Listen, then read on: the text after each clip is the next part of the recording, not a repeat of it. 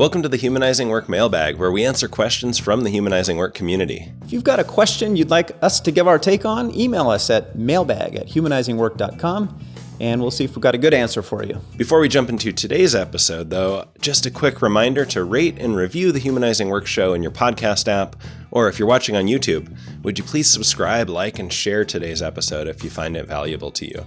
Your help spreading the word is super meaningful to us.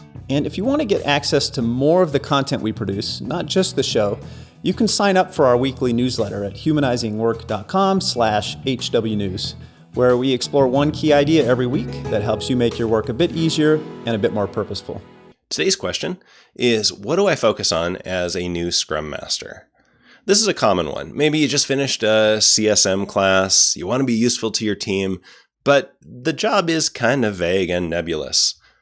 It's tempting to focus on making my team do Scrum right. But that's going to get you busy doing potentially a lot of the wrong things while at the same time alienating your team, who doesn't really care about doing Scrum right. Doing Scrum right isn't really the goal. It's a tool. Scrum is a useful framework when it's used to help your team do the right things more effectively over time. So instead, when you think about what do I focus on as a Scrum Master, use this three-part mantra for what your job is. Make it easy, make it visible, make it purposeful. First, make it easy. Great Scrum Masters focus on facilitation in service of larger outcomes and in service of the team.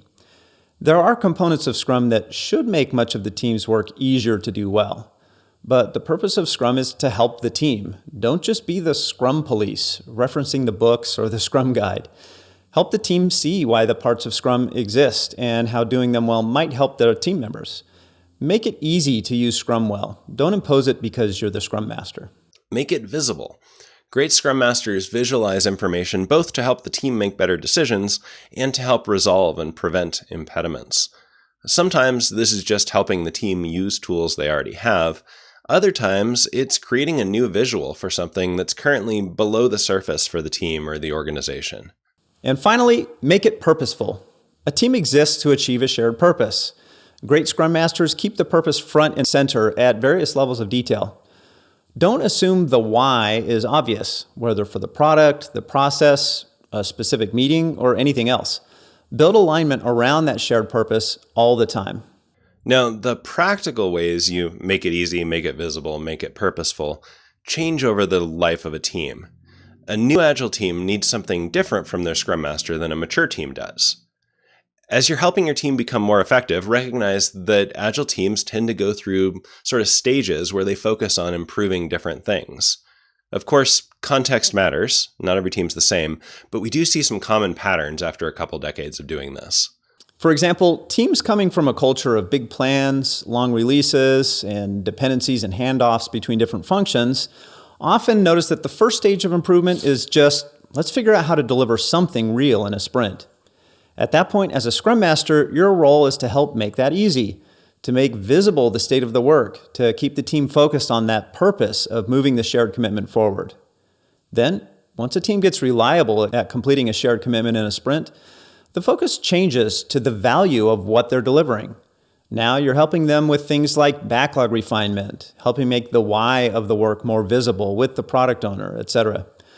Once those habits are in place, improvement might shift to making the work more sustainable. And this is where things like engineering practices often come in.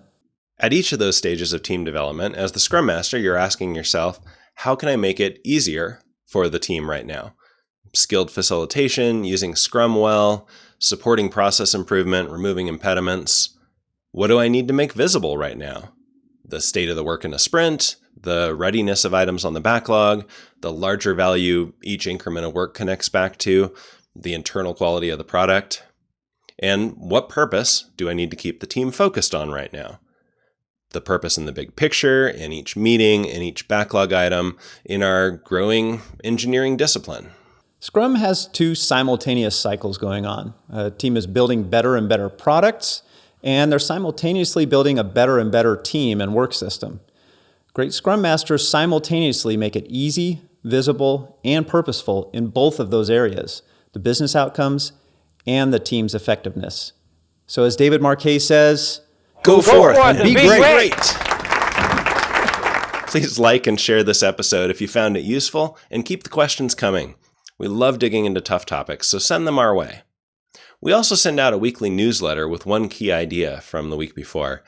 This week's newsletter, for example, explores the idea of team habits and strategies that we started talking about here.